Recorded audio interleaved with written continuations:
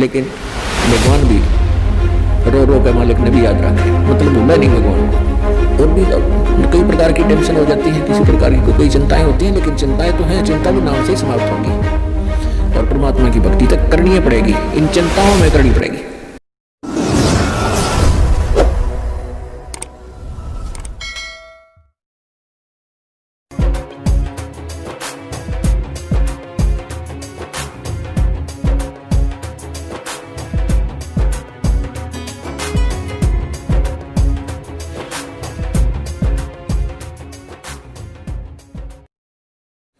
परमात्मा के नाम लेते लेते भी आपके ऊपर कोई आपदाएं छोटी मोटी आ रही हैं, तो ये विचार करना कि यदि परमात्मा का सहारा ना होता ये छोटी आपदाएं नहीं होती, ना जाने के कहर तोड़ देती आपके ऊपर।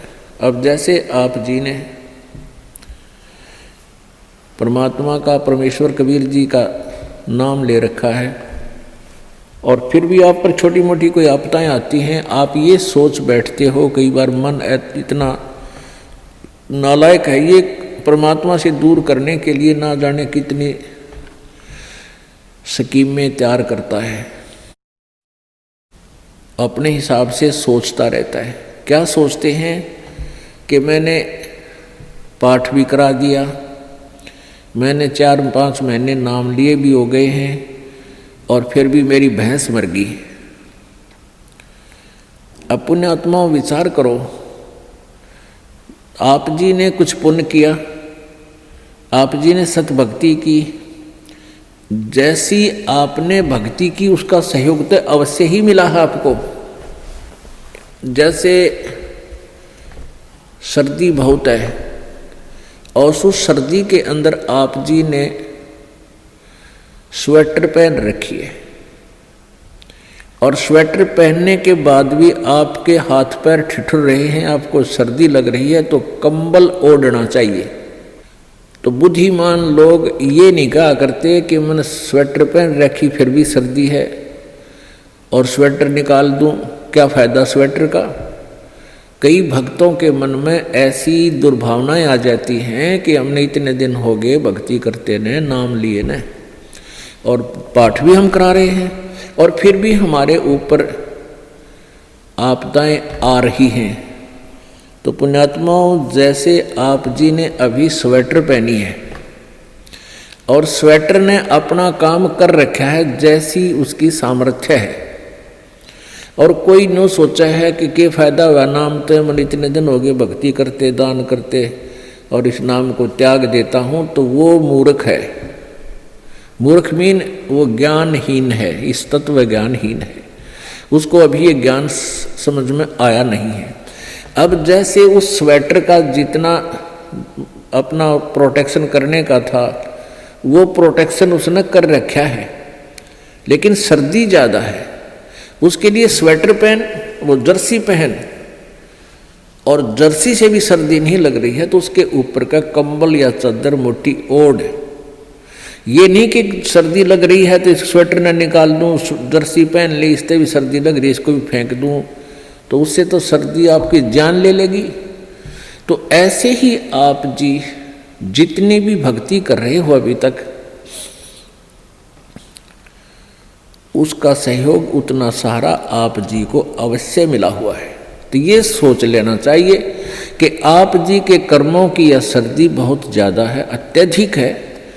आप जी भक्ति भी कर रहे हो, नियमित रह रहे हो और दान धर्म भी कर रहे हो और फिर भी आपके ऊपर आपदाएं हैं, तो आप जी की ये कर्मों की सर्दी बड़ी भयंकर थी।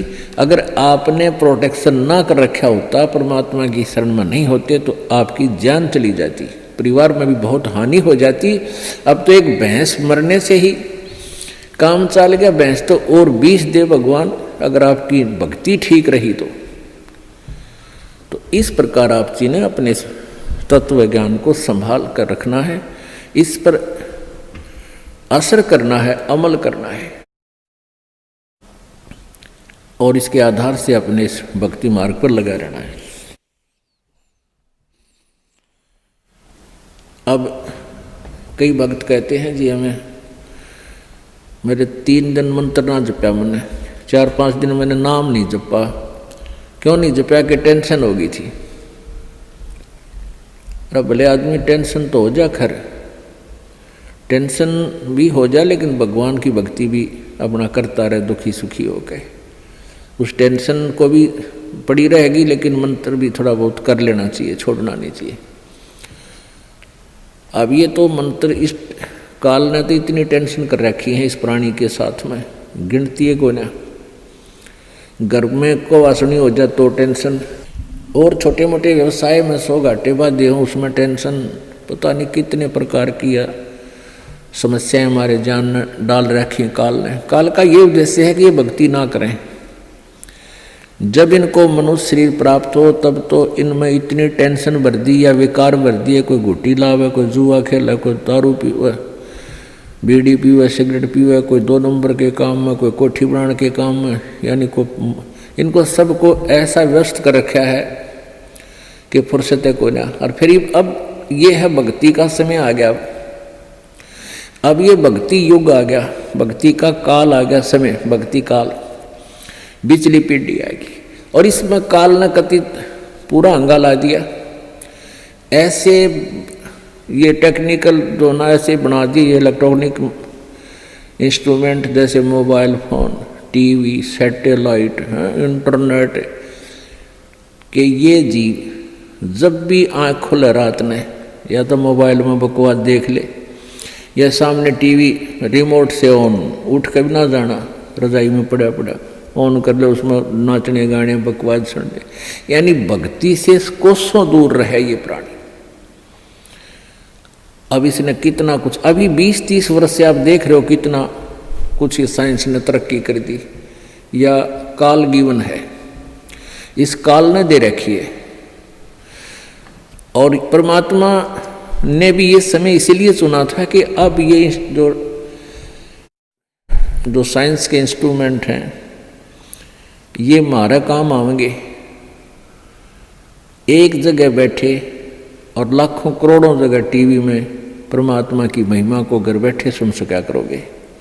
हम इनमें बकवाद क्यों देखेंगे? हम भगवान देखेंगे, परमात्मा की चर्चा सुना करेंगे, तो हम इसका सदुपयोग करेंगे। तो पुण्यात्मा, ये परमेश्वर कहते हैं, जिन हर जैसा सुमरिया और ताको तैसा लाभ, ओसा प्यास न भाग ही जब लग दसैनी आब। जिन्होंने जैसी भी भगवान की भक्ति की है उनको उतना ही लाभ अवश्य मिलेगा। और ओस पीने से प्यास नहीं बुझती, ओस चाटने से प्यास नहीं बुझती।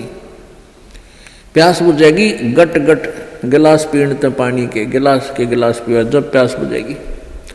तो हम पहले क्या करते थे, दान धर्म कितना करते थे, 2 रुपये चढ़ा दिए को 5 मुश्किल थे, 10 चढ़ा दिए तो बड़े खुश होया करते थे।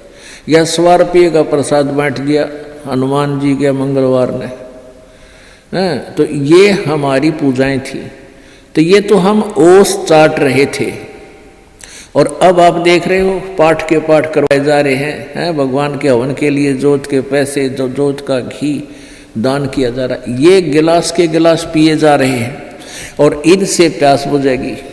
कोई पाठ करवा रहा है, कोई वैसे गुप्त दान, खूब वैसे दान दे रहे हैं, तो ये गिलास के गिलास पानी के पिए जा रहे हैं, इनसे प्यास बुझेगी, इनसे आपको पूर्ण लाभ होगा। और सतभक्ति मंत्र करेंगे, आजीवन मर्यादा बढ़ेगी। अब